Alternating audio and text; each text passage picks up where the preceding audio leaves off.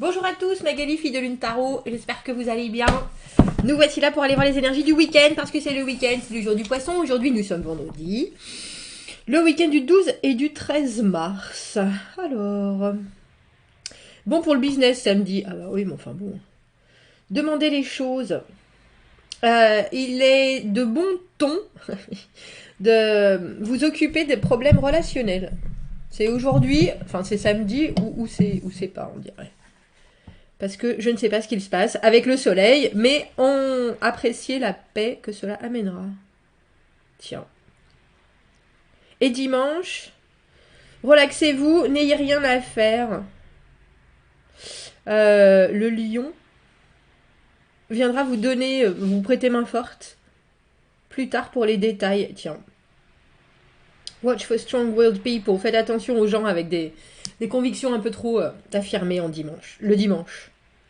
Mais en tout cas, on dirait que ce week-end, si jamais il y a des choses qui vous tarabistouillent, parce qu'on a quand même le mot issue, et le mot issue, c'est les problèmes, le samedi et le dimanche, où il faut confronter les choses, messieurs, dames. Ah bon, confrontons, s'il y a des choses qui vous restent en travers, c'est le moment. Nous avons pris le tarot de David Bowie, que nous ne lisons qu'à l'endroit, parce qu'il est tellement phénoménal, mais il ne va pas rentrer dans mon cadre, ce n'est pas grave. Je me poilais toute seule, j'espère que ça vous arrive, ça, de rire de soi, avec soi et de ses propres pensées. C'était aussi grâce à vous, et je vous remercie, parce que mon chakra des tripes a eu un accueil mitigé, je tiens à le dire. Et du coup, j'ai regardé parce qu'on me disait entre le chakra sacré ou le chakra du plexus solaire. Et puis j'étais là, mais non, c'est pas exactement, c'est ni là, ni là. C'est le chakra des tripes. Il nous faut un chakra 2.5 entre le deuxième et le troisième. C'est ça. On va en inventer des choses. Hein. Le chakra 2,5. C'est ça, le chakra des tripes. Ah. J'espère que vous allez bien. J'espère, moi j'ai été obligée d'allumer la lumière. Je trouve ça un peu triste quand je suis obligée d'allumer la lumière pendant la journée. Ouais, je sais. Je trouve ça un peu... Ça me déprime. C'est pas le temps qui me déprime en soi. C'est le fait d'avoir à allumer la lumière pendant la journée. Alors, oh là là. Oh là là.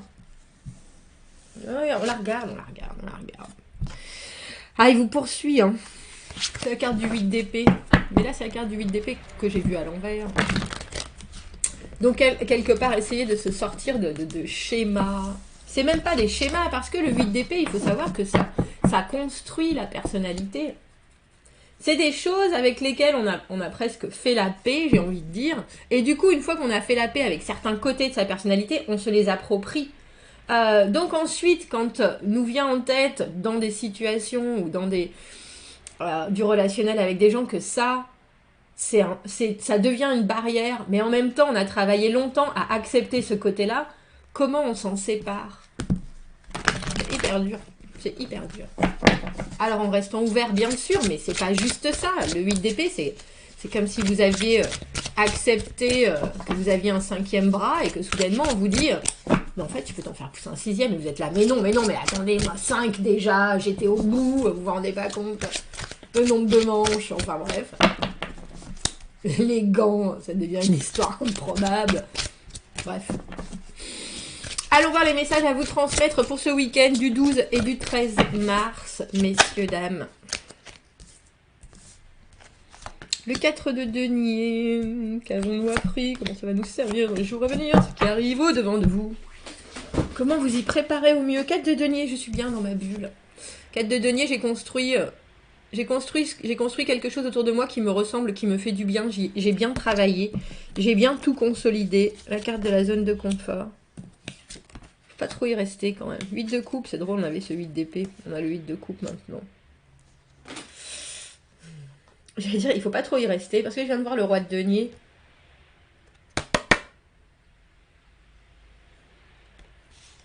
Et le roi de denier, qui s'est présenté à l'envers, mais on prend les cartes à l'endroit dans ce tirage, il y a un côté d'avoir confiance en soi et en son potentiel, justement, en son côté matériel.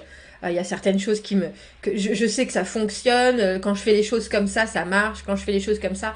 Donc, on reste dans quelque chose qui est relativement traditionnel. qui vous fait du bien. Et c'est pas forcément que c'est routinier, c'est parce que vous pouvez ajouter des choses à ce 4 de denier, à votre zone de confort, à ce qui continue à se créer pour vous. C'est-à-dire que vous pouvez augmenter, augmenter votre pactole. Vous pouvez toujours avoir mieux et plus. Et il y a un moment, on voit avec ce 8 de coupe, où il va falloir, j'ai presque envie de dire, remettre les choses en perspective. Le 8 de coupe, c'est de l'émotionnel. Le 8 de coupe, c'est décider qu'on n'ira pas plus loin dans quelque chose parce qu'au final, on n'en tire pas le bénéfice émotionnel que ça devrait. On a essayé, on a regardé les possibilités, les opportunités, on a fait des choix. Et puis quand même, on se rend compte qu'au final, la situation dans laquelle elle est maintenant, elle nous amène toujours pas à l'épanouissement émotionnel qu'elle devrait. Donc, avec ce jugement, comment vous y préparer au mieux, on a le sentiment que... Et le jugement, il était déjà là, je crois. Hier. La renaissance. La deuxième chance, la deuxième possibilité. On a besoin de l'éclaircir, ce tirage. Moi, j'ai pas mis de carte conseil en haut. On va peut-être nous... Il y a quelque chose de très stable dans votre situation du week-end, de très ancré, de très réussi, de très abouti. Mais il y a aussi quelque chose d'un peu immuable. Et j'ai le sentiment que ce soit vous ou quelqu'un d'autre, ce roi de denier, c'est pas quelqu'un d'autre, mais c'est vous, ou alors vous avez un modèle qui, parfois ses propres priorités ne sont pas forcément les bonnes. Et c'est pas une question de mauvaise foi ou c'est juste qu'il y a des aspects de la vie qui, je pense, et vous allez vous en rendre compte, pour vous n'ont pas d'importance. Et cette personne les met en avant, et peut-être qu'en les mettant en avant, et je ne sais pas si c'est un modèle pour vous, je ne suis pas convaincue que ce soit quelqu'un qui fasse partie de votre situation. J'ai plus l'impression que c'est une image d'eux ou quelqu'un qui vient, de par son intervention, vous rappeler que les priorités, on les fait et on les... J'ai presque envie de dire, on peut les remanier tous les jours. Et avec ce 8 de coupe, justement, il y a cette idée de, ah bah tiens, est-ce que ça me va en fait, ou est-ce que c'est juste une habitude. 9 de bâton, la persévérance, la détermination.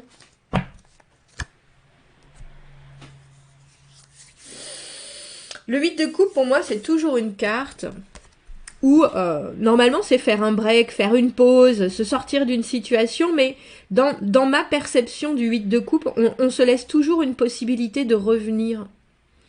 On se laisse toujours une possibilité, on laisse toujours la porte ouverte. On claque la porte, mais on la ferme pas et on jette pas la clé. Alors c'est peut-être qu'avec votre assise, vous montrez aussi l'exemple.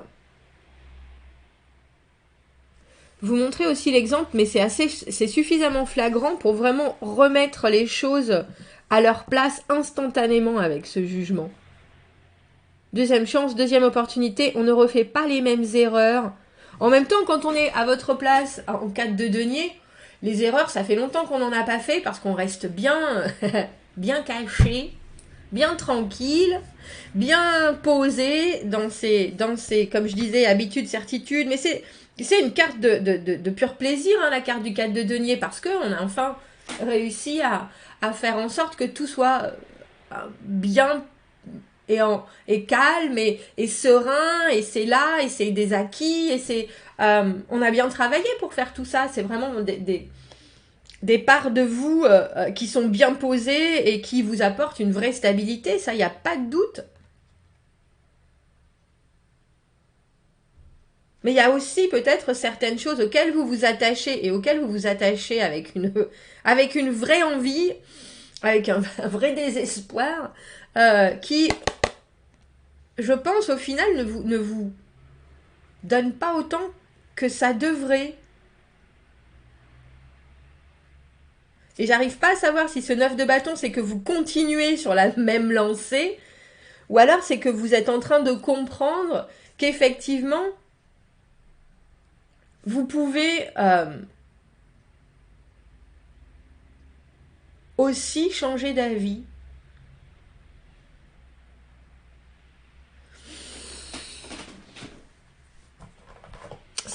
C'est qui lui là au milieu? Ce roi de denier. Comment ça va vous servir dans les jours à venir? Qu'est-ce qu'il représente?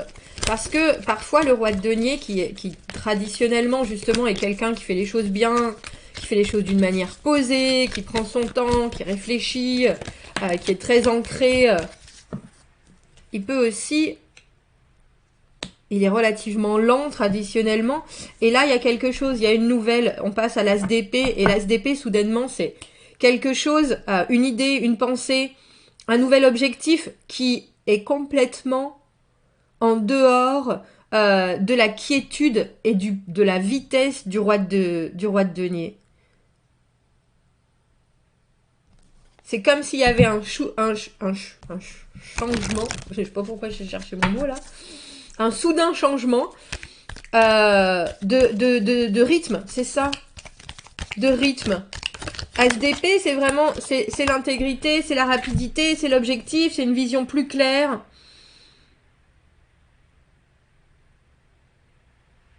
Et c'est aussi quelque chose qu'on veut obtenir ou auquel on veut qu'on veut atteindre par contre relativement rapidement. C'est pour ça qu'il y a une différence de rythme. Ouh, il y a quelque chose. Je sais pas ce que c'est, messieurs, dames, mais avec le 8 de coupe et la roue de fortune, la roue de fortune, c'est des choses qu'on contrôle pas vraiment.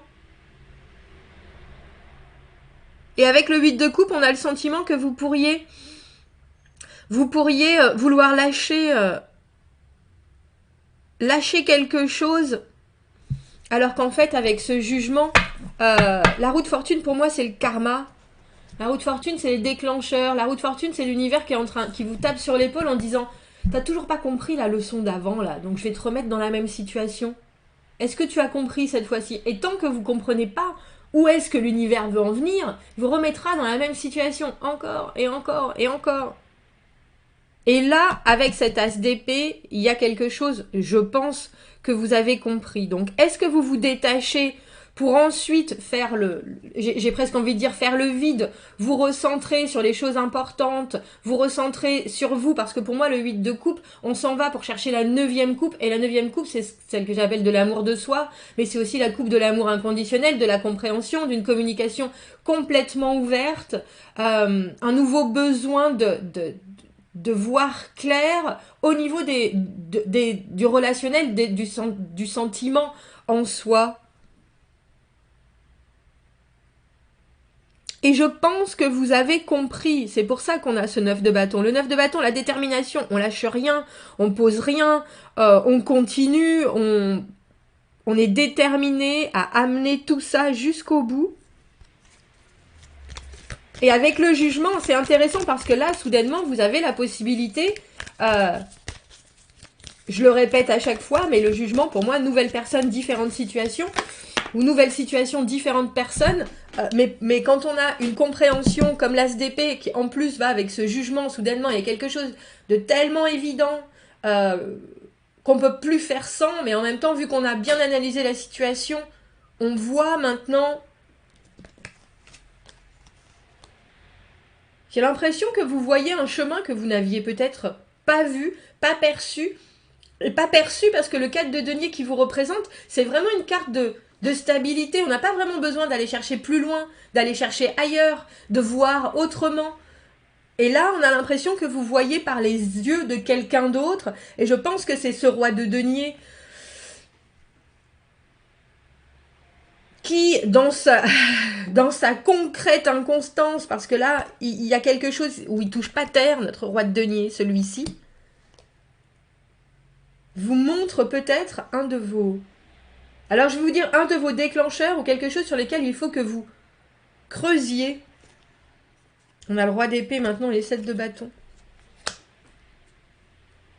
Roi d'épée, avec ce 8 de coupe, c'est vraiment être capable de se détacher de l'émotionnel, de justement pas être handicapé par ce que le cœur veut, mais c'est la raison avant tout. Et le 7 de bâton, plus le 9 de bâton, il y a vraiment une idée de je vais passer cet obstacle, je vais le prendre à pleine main, je vais me préparer, je vais comprendre. Il y a quelque chose d'hyper actif. Alors si ce week-end, vous vous dites, vous, ah ben tiens, j'ai une tête impression de déjà vu là, il faut vraiment creuser, messieurs, dames, parce que je pense que vous pourriez avoir un moment de...